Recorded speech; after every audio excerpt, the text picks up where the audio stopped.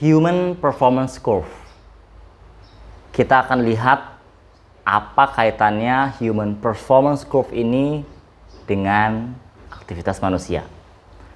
Saya akan menjelaskan satu contoh mengenai bahwa pentingnya buat diri kita memiliki yang namanya stimulus-stimulus untuk menjaga titik keseimbangan pada yang namanya eustress sehingga menghasilkan peak performance kita. Saya ambil contoh salah satu negara dengan konsumsi ikan mentah terbanyak, yaitu Jepang. Jepang merupakan negara dengan demand atau permintaan tertinggi untuk mengkonsumsi ikan salmon segar.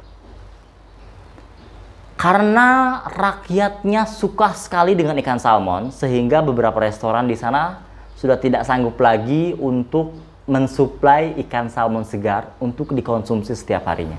Sehingga mau tidak mau, negara tersebut harus melakukan impor ikan salmon dari luar negeri. Ikan salmon didatangkan dari luar negeri ke negaranya dengan catatan bahwa rakyatnya atau masyarakatnya membutuhkan yang namanya ikan salmon yang segar untuk dikonsumsi. Percobaan pertama, mereka membawa ikan salmon tersebut dalam freezer. Kemudian pesawat tidak mungkin. Akhirnya mereka membawa dalam bentuk freezer dengan kotak-kotak di dalam kapal. Dibawa ke negaranya. Kemudian setelah sampai di negaranya, ikan tersebut langsung difilet, kemudian langsung dikonsumsi oleh rakyatnya, oleh masyarakatnya. Dan ternyata rasanya tidak seenak ikan salmon yang segar. Akhirnya beberapa pengusaha restoran di sana memikirkan gimana caranya supaya membawa ikan salmon dari luar negeri ke negaranya masih dalam keadaan segar. Akhirnya percobaan kedua, nampaknya kita harus membawa ikan salmon ini hidup-hidup dengan ekosistem dan air yang sama, habitat yang sama seperti ikan salmon tersebut berada di negara lain. Akhirnya dibawa ke Jepang, ikan salmon tersebut dengan kolam-kolam yang berisi air. Air tersebut didapatkan dari sungai tempat ikan salmon tersebut tinggal. Nah, kemudian 2 minggu berlalu dibawa dan sampai ke Jepang, kemudian ikan salmon tersebut difilet.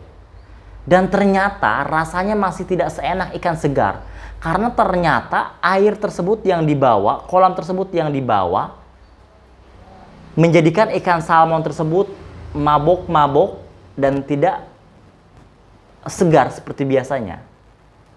Dan akhirnya apa yang harus mereka lakukan? Sehingga di percobaan ketiga, mereka melakukan riset kenapa dan apa yang membedakan ikan salmon ini menjadi segar, ikan salmon ini enak untuk dikonsumsi. Dan jawabannya adalah karena di habitatnya yang asli, ikan salmon ini terus bergerak, terus beraktivitas sehingga kekenyalan daging dan kemanisan daging dipengaruhi oleh gerakan dia di air. Sehingga akhirnya percobaan ketiga, mereka membawa ikan salmon tersebut dari luar negeri dengan cara memasukkan ikan hiu-hiu kecil ke dalam kolam ikan salmon tersebut. Sehingga otomatis di hari ikan salmon tersebut dibawa ke Jepang, karena ada hiu-hiu kecil tersebut, maka ikan salmon tersebut terus bergerak ke sana kemari menghindari santapan ikan hiu. Dan hasilnya Anda bisa tebak, ketika sampai Jepang dilakukan filet, dimakan dan dikonsumsi oleh masyarakat. Ini adalah daging ikan salmon yang kami harapkan. So, teman-teman semuanya, dari kisah tersebut kita bisa menarik kesimpulan bahwa ternyata ketika teman-teman bergerak, ketika teman-teman punya yang namanya hiu-hiu kecil, bisa dipastikan teman-teman memiliki kualitas diri yang baik, memiliki yang namanya performance yang oke, sehingga mempengaruhi terhadap penilaian orang lain terhadap diri teman-teman, dan menjadi karyawan yang bisa dipertahankan.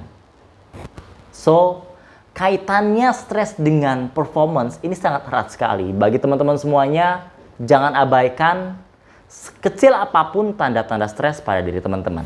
Karena ini akan berpengaruh pada bagaimana teman-teman diperlakukan. Berpengaruh pada bagaimana teman-teman memproyeksikan diri teman-teman dan nasib teman-teman.